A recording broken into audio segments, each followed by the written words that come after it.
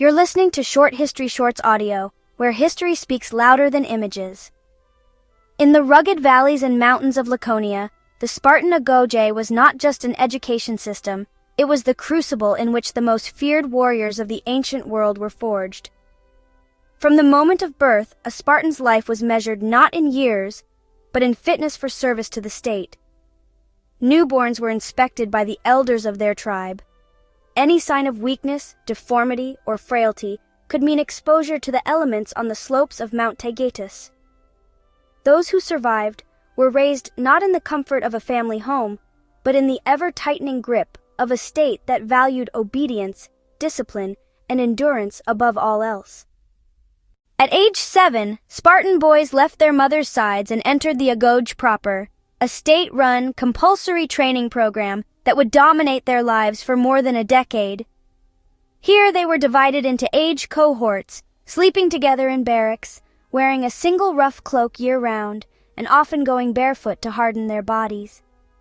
The curriculum was relentless: athletics to develop strength and stamina, weapons training to prepare for the hoplite phalanx, singing and dancing to maintain the rhythm and unity essential to battle, and even a smattering of reading and writing, not to cultivate intellect, but to enable obedience to orders and the preservation of tradition. Food was deliberately scarce. Boys were encouraged to steal from fields or kitchens to survive, but if caught, punishment was harsh, not for theft itself, but for being careless enough to be discovered. This taught cunning and resourcefulness, traits as essential to survival in war as brute strength. The Agoge was also a school of loyalty to one's sicilian, the military mess group that would become a Spartan's lifelong band of brothers. From an early age, boys learned that their worth lay not in individual glory, but in service to their unit, their elders, and their city. Hierarchy was drilled into them. Older boys mentored the younger, and in turn were held accountable by the men above them, creating a chain of discipline and responsibility. The infamous Cryptia, a kind of secret police duty for select older youths, further toughened and tested them. It involved living in the wild for extended periods, armed only with a dagger, and according to later accounts, assassinating potentially rebellious helots to instill fear and maintain control over Sparta's vast servile population. Endurance was valued above all.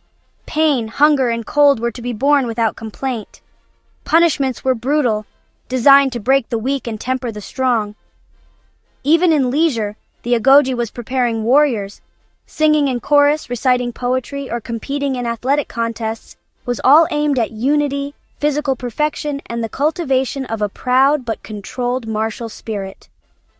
Girls, though not part of the Agoge, also received state-supervised training in physical fitness so they could bear strong children and manage estates while the men were away. But for boys, the Agoge was inescapable.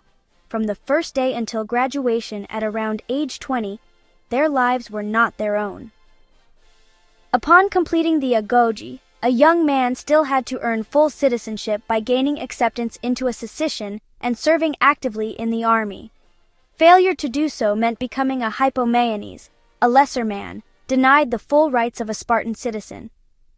The Agoge produced men who could march for days without food, fight as a seamless unit in the phalanx, and endure wounds or death without flinching. It was this system, more than any individual Spartan hero, that allowed a small city-state to punch far above its weight in the wars of Greece, from Thermopylae to Plataea.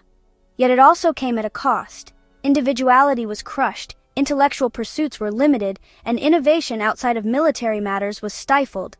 The Agoge was not merely an education, it was a lifelong indoctrination into the values of Sparta: service, sacrifice, and the supremacy of the state over the self. Its legacy has fascinated and horrified observers for millennia, a reminder that the making of warriors often requires the unmaking of boys.